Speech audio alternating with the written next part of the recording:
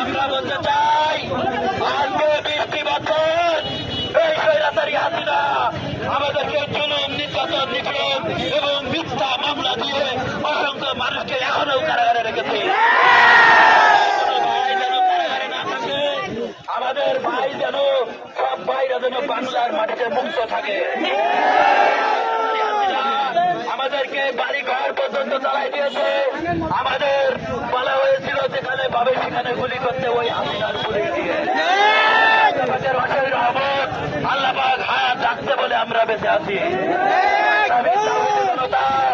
আজকে আমাদের বিজয় বৈষম্য ছাত্র আন্দোলনের বিজয়।